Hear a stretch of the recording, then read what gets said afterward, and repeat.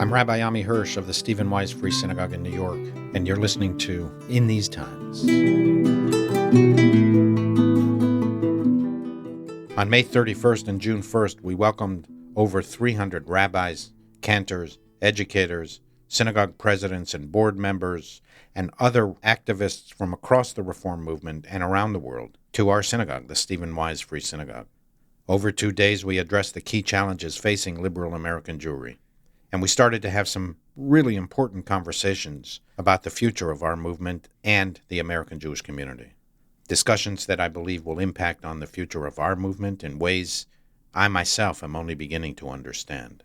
So today I wanted to do something a little bit different. Instead of an expert guest, I thought you might like to hear the full speech that I gave at the Re-CHARGING Reform Judaism conference.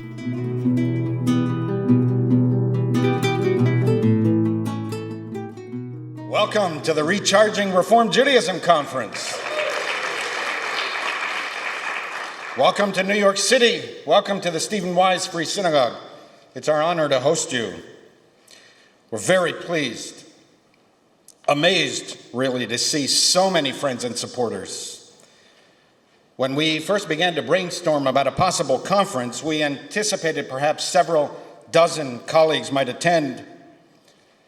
What began as a trickle soon became a torrent of interest from the broad spectrum of Reform leadership, representing much of the glorious diversity of our movement: rabbis, cantors, educators, administrators, and lay leaders of synagogues of all shapes, sizes, and geographical locations, as well as other organizations such as Hillel and national and international Reform institutions. The conference planning committee alone soon mushroomed to 90 colleagues. And it began to dawn on us that we were onto something much bigger than what we initially thought. That there is a deep hunger for gathering together in this manner, organic, grassroots, and informal, to discuss the future of our movement and North American Jewry. Hinei matov u'mana'im shevet achim gam yachad. How good it is for brothers and sisters, colleagues and friends, Jewish professionals and volunteers to gather together after the severe isolation imposed upon us over the past 3 years. Just to be with so many partners and friends to discuss ideas, values, and beliefs is a great joy. Why are we gathering? While we may each have a different perch from which to observe and understand the Jewish community, I think that what brings most of us here and now is a sense of urgency that we are at an inflection point in the history of North American Jewry and the Reform movement.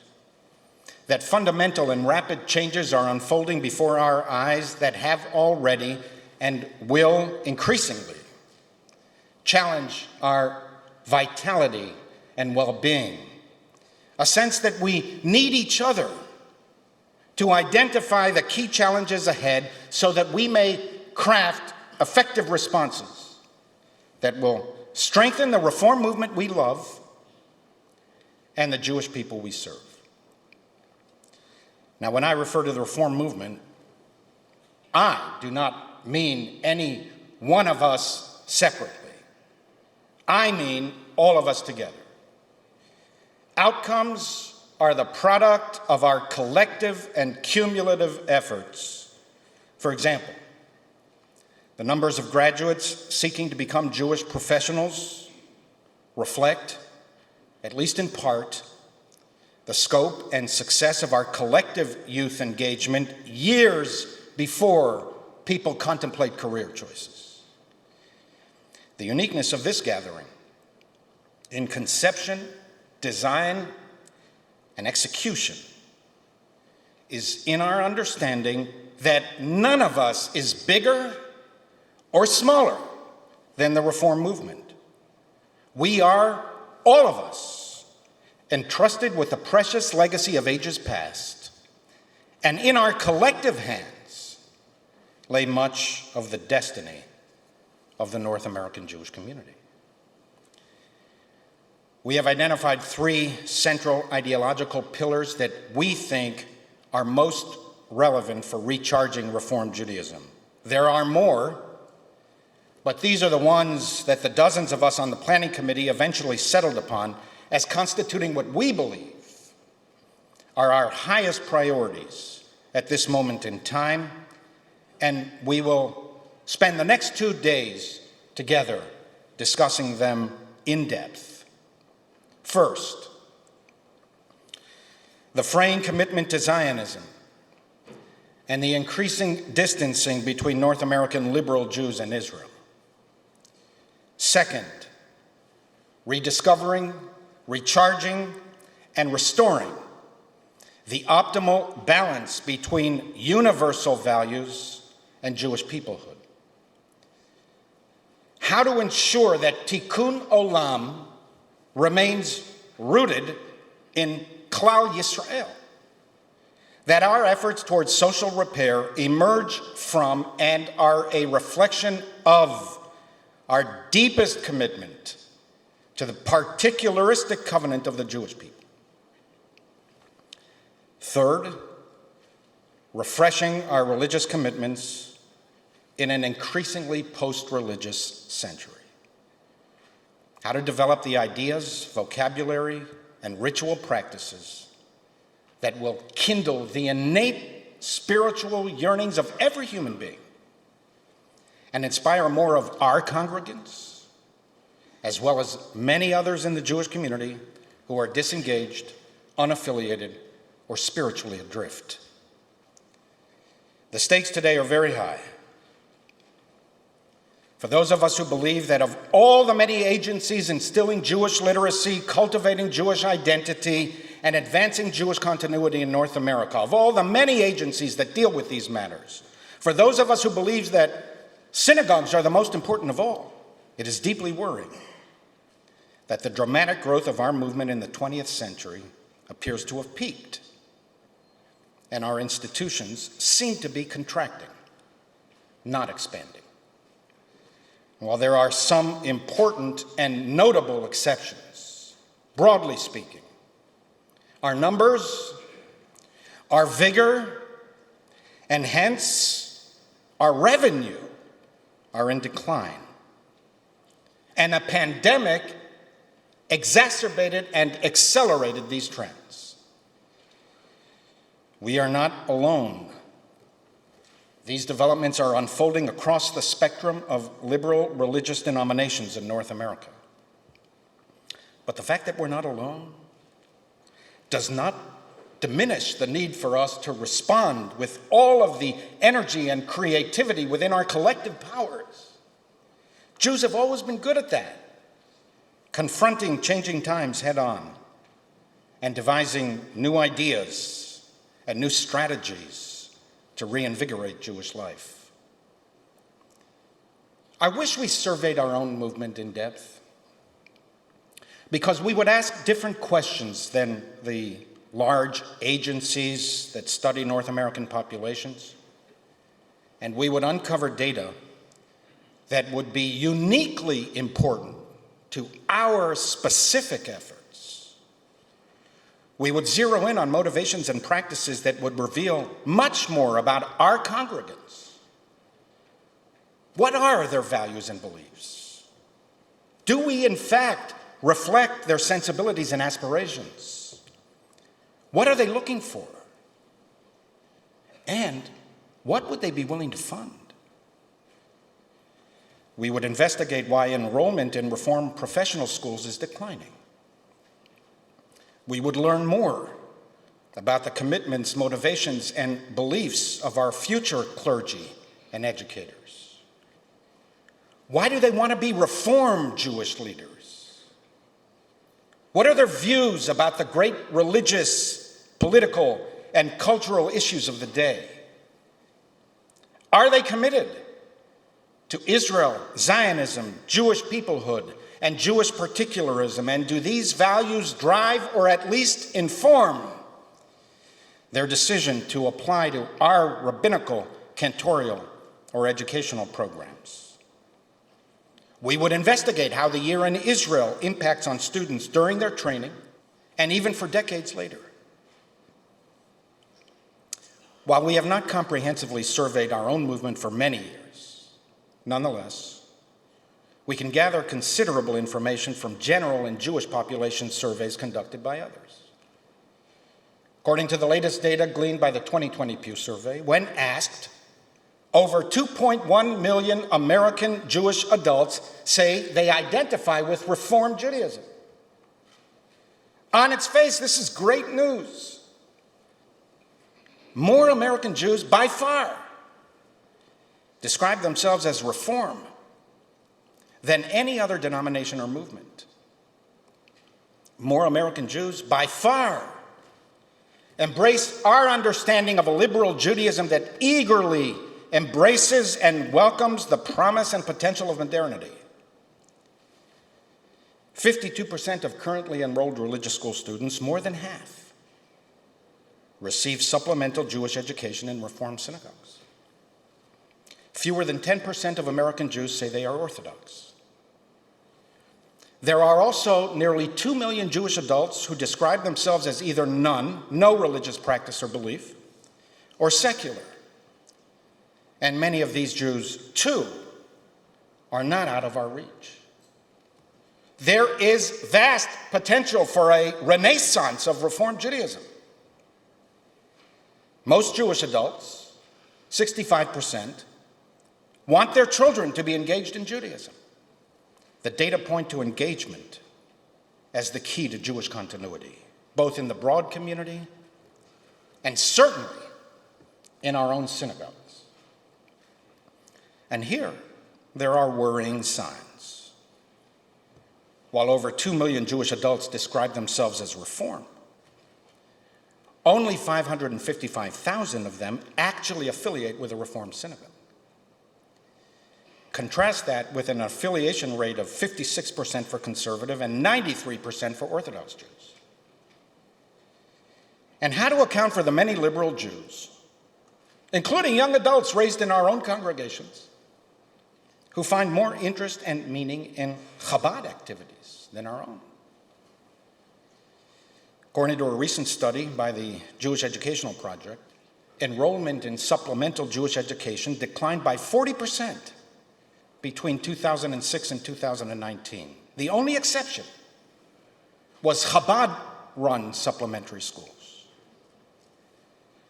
Only 34% of American Jews are affiliated today. If we can attract more Jews, we will keep many of them. They will return to our congregations as adults and will add immeasurably to the strength and vitality of the North American Jewish community. Nearly 90% of adults raised Jewish are still Jewish, according to the 2020 Pew Survey, and 2/3 of adults raised Reform still identify as Reform. We need to find ways to engage our own congregants much more deeply and attract many more North American Jews. We must figure out how to reverse, or at least to slow, widespread Jewish illiteracy, disaffiliation, and disengagement. We delude ourselves if we think we can overlook pervasive detachment and still sustain Jewish continuity in North America. Sooner or later, the protecting walls of Jewish nostalgia and generational loyalty will collapse under the mounting pressures of illiteracy and disinterest. In these 2 days, some of our movement's best thinkers and experts, our own teachers and leaders, will lead us in discussions how to think about injecting new energy into daily Jewish observance and ritual practice as we continue to contemplate and sharpen our theological approaches for the decades to come. We're not the only ones to recognize the urgencies of our times. We have many friends and potential benefactors who understand that the reform movement is too big to fail. All who care about the health and well-being of the Jewish community realize that as goes our movement, so goes much of North American Jewry. It's why there are many individuals, philanthropies, and communal agencies that are willing to support us, who may not even consider themselves reform or liberal. They too appreciate that what transpires during these years in our movement will ineluctably shape the future of the Jewish community. Many of the future leaders of the organized Jewish community will emerge either from our congregations or not at all. And therefore, communal agencies recognize that our problems are also their problems.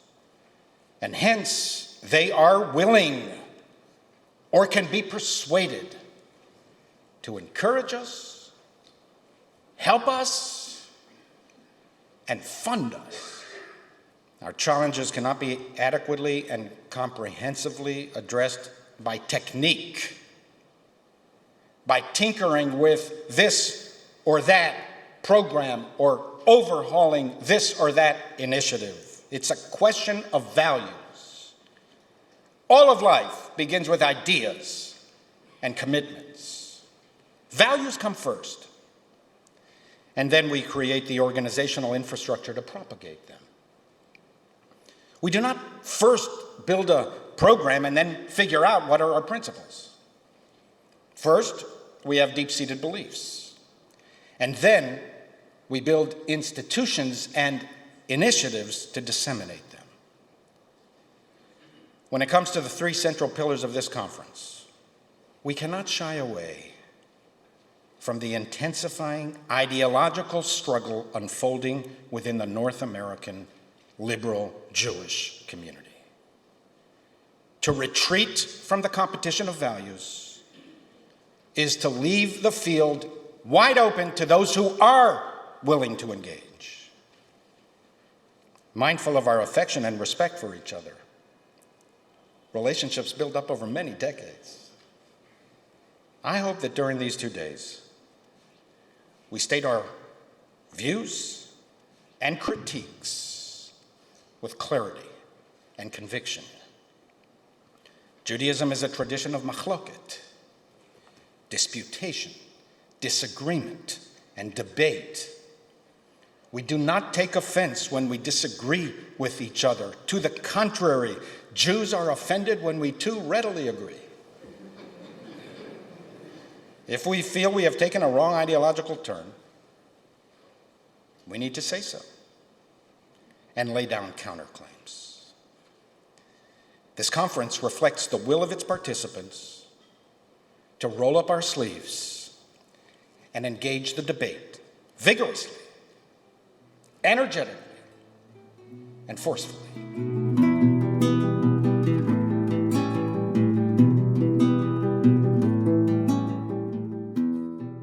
Some of you may know, I am especially concerned that those of us who are unshakably committed to the central religious value of Jewish peoplehood have not been vocal or effective enough. I am troubled by weakening attachments to Israel, the most eloquent expression of Jewish peoplehood in our times.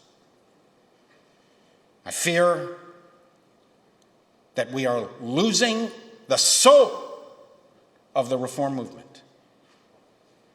For the record, like so many of us, I am appalled by elements of the current Israeli government. We will never sanitize ultra-nationalist extremists and religious fundamentalists. They are out of the mainstream and beyond the pale of normative Jewish and Zionist values. They do not own Judaism, despite them feeling they do. And to oppose these wayward ideologies is positive and constructive Zionism in action.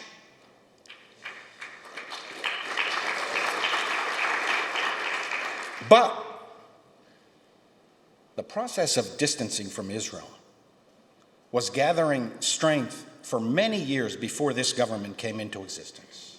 If anything, this crisis imposes upon us a greater urgency. It's a test of our leadership, a demanding trial in historically momentous times.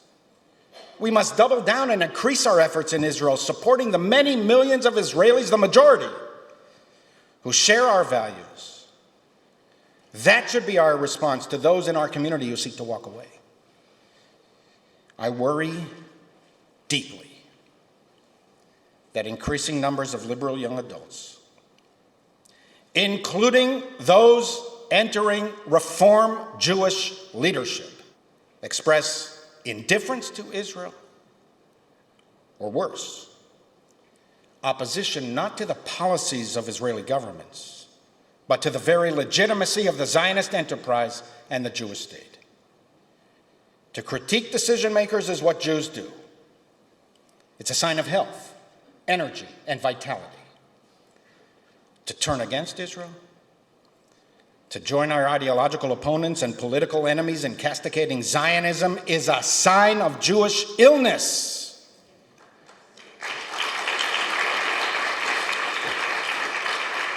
An atrophying of our intellectual and emotional commitment to our people.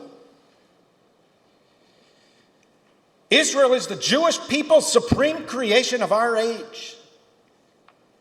When you analyze what it took over 19 centuries to create and defend this tiny country, you may point to historical, sociological, political, economic, and a host of other factors that brought the modern Jewish state into being.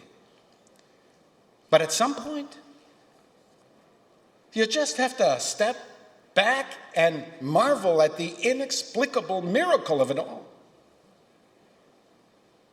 According to the laws of history, it was impossible. There shouldn't even be Jews in the world. We should have disappeared long ago, as all the other nations of antiquity that lived by our side, including the superpowers of the ancient world, who were destined to rule forever and who were convinced that they finally destroyed these pesky Jews. The first mention of our people outside the Bible is in the Merneftach Stela from approximately 1200 BCE. You can see it in the Cairo Museum, wherein the Pharaoh of Egypt proclaims, Israel is laid waste, its seed is destroyed.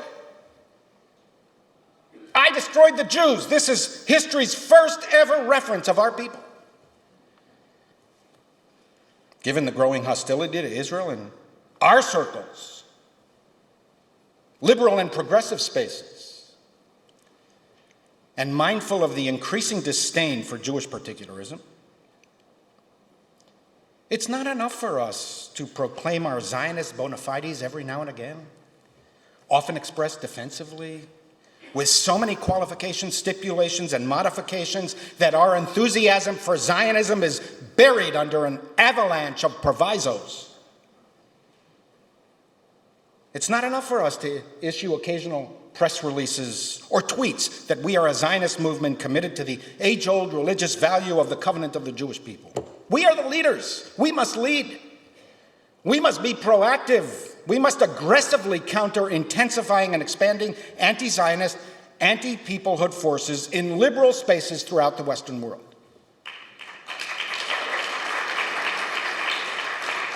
If not us, then who? We must let people know with clarity and conviction what we believe.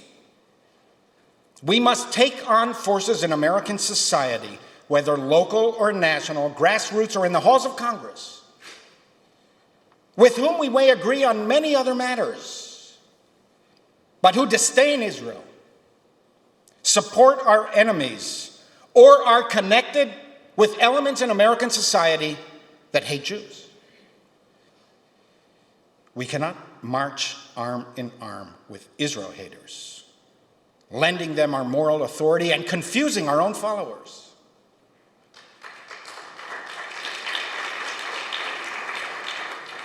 We must oppose them. And we must let everyone know why we are opposing them. And sooner or later, we will have to attend to the growing fissures in the reform movement itself.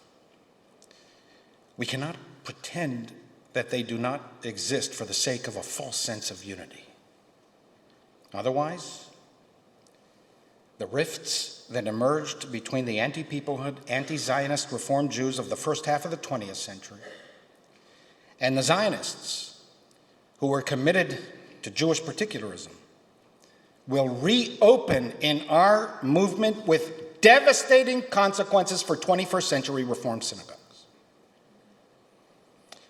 We must develop curricula from early childhood through advanced Jewish studies that instill a love of our people and a commitment to the Jewish state.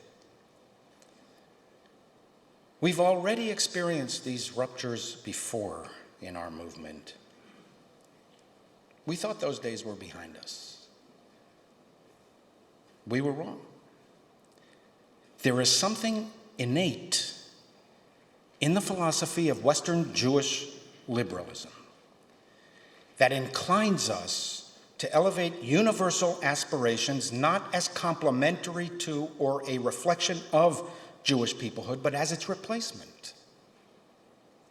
As stated with breathtaking and radical historical honesty by the founding generation of our movement in the Pittsburgh platform.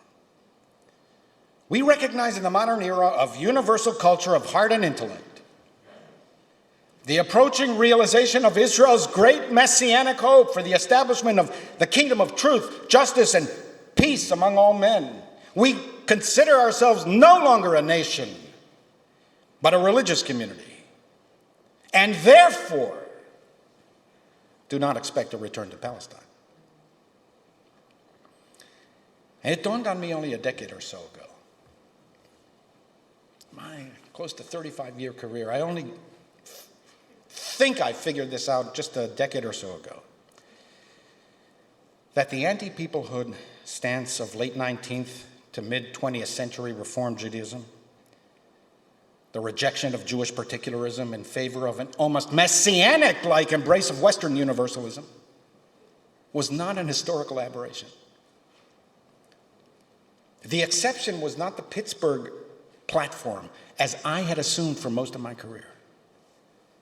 The exception was the 20th century that inflicted existential threat after existential threat on our people. Eastern European pogroms, Western European fascism, the Holocaust, Israel's War of Independence, the Six-Day War, the Yom Kippur War, the fight for Soviet Jewry. These compelled even fervent anti-peoplehood Reform Jews to warm towards Jewish particularism for a period of time. But now, in an era of no perceived existential threats against the Jewish people, when, if anything, Israel is perceived by many liberal Jews as the neighborhood bully, and notwithstanding the distressing rise of Western anti-Semitism, it's natural, and we should have expected, that this strain of Jewish liberalism that denigrates Jewish particularism would return. Reform Judaism occupies the seam in Western religious life, bridging both the universal and the particular. It's a good place to be. It's where we want to be. But in truth, we have often distorted the balance between Tikkun Olam and Klal Yisrael, thus disfiguring Judaism's unique approach and contribution to the world. We must constantly be on guard and effectively oppose those who would take us back to the future, to the bitter disputes that almost ripped our movement apart in the 20th century. It was only a relative handful, of Reform Zionist rabbis and lay supporters who refused to accept the anti-peoplehood and thus the anti-Zionism of the early 20th century Reform movement. It was just a handful. But they are the ones who eventually reshaped and recharged our movement, and along with it, much of the North American Jewish community. They're the ones we remember. The few in numbers at first, but the mighty in convictions and influence. They're the ones we study. They're the ones we admire. We name synagogues after them.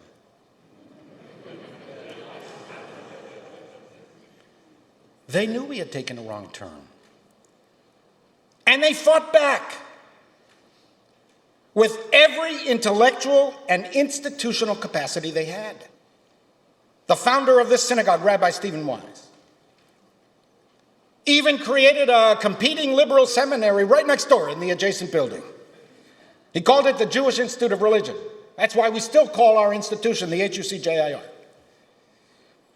He created it right next door to counter the then ferocious anti-Zionism of the Hebrew Union College.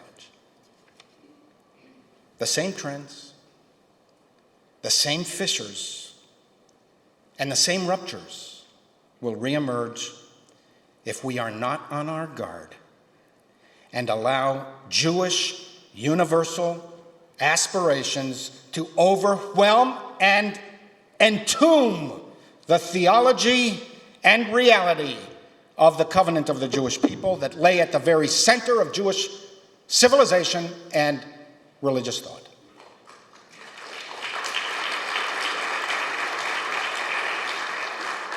At no time in the history of our people,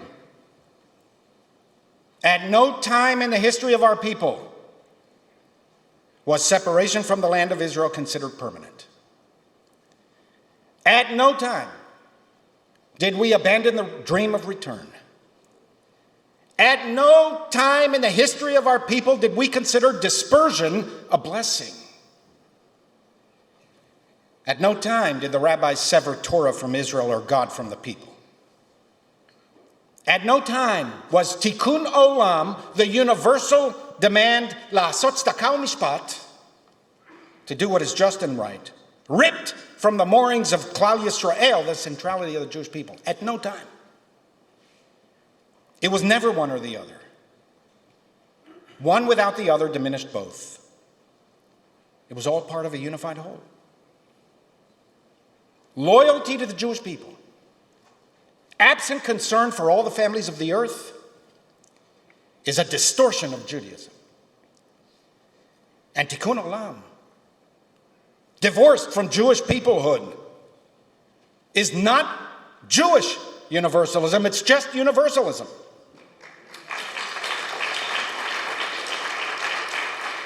It's more Kant than Kiddushim. It's more Montague than Micah. More John Locke than Jeremiah. More Mill than Malachi. To contend that the Hebrew prophets only cared about repairing the world and not about the well-being of the Jewish people, qua people, is to misunderstand and disfigure the entire prophetic tradition. Judaism absent Jewish peoplehood is not Judaism. It's something else. Whenever Jews abandoned their ideological or practical commitment to Am Yisrael, they eventually drifted away. This was precisely the accusation leveled by Abba Hillel Silver towards his anti-Zionist colleagues in the pre-war years. By continuing to insist that Jews are no longer a nation but a religious community, Silver contended that Reform rabbis were reconstituting Paul's insistence upon a religious creed entirely divorced from nation and land. In a scathing critique, he noted that this declaration of Reform rabbis was the first of its kind ever made by an assembly of Jewish religious leaders, implying that had the Reform movement continued down this path, we too would have eventually drifted away from Jewish civilization. If the North American Reform movement, by word or by deed, by action or silence, becomes in fact or even in perception an anti-Zionist, anti-particularist movement that cares only or mostly about universal concerns, unanchored in and unmoored from the centrality of Jewish peoplehood, if this happens, most American Jews will abandon us. As they would have in the 20th century had we not come to our senses. With your indulgence, I end on a personal note. One of my favorite biblical verses is in Psalm 118 that constitutes part of the Hallel service that we chant on the 3 festivals and other joyous occasions. The psalmist wrote, Even ma'asu abonim hayta lerosh pinah. The stone that the builders rejected has become the cornerstone. Whenever I hear this verse, I immediately think of my father of blessed memory. Those of you who worked with him or remember him might know that the great efforts to build our movement in Israel were highly controversial, especially in those early years between the 1970s and the end of the 20th century. Many senior Reform professionals and lay leaders were convinced that diverting resources to Israel was futile and would actually harm the North American Reform movement. It would bankrupt the movement. Some of these controversies are documented in the American Jewish Archives in Cincinnati. My father showed me several exchanges before he died.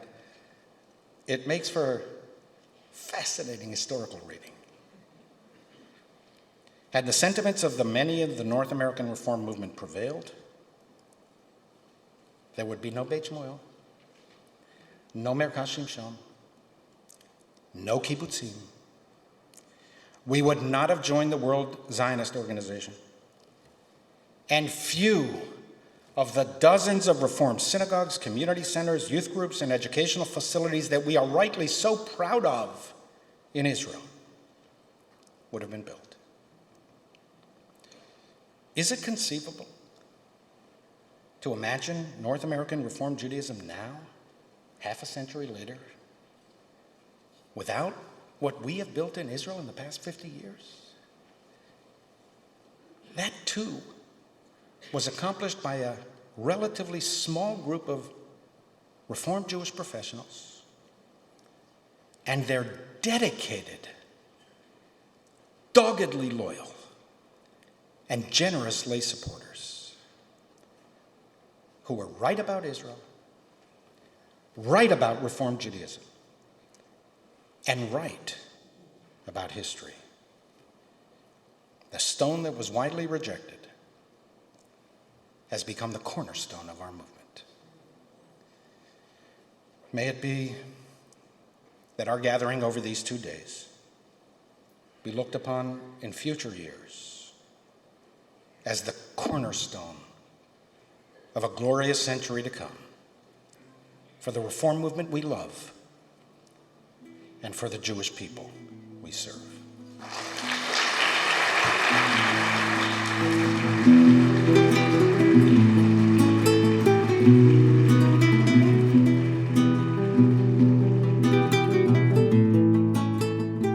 If you are interested in hearing more about the conference, go to our website, swfs.org/watch. And in the coming months, we'll be publishing additional materials to serve as a guide for the future. Until next time, this is In These Times.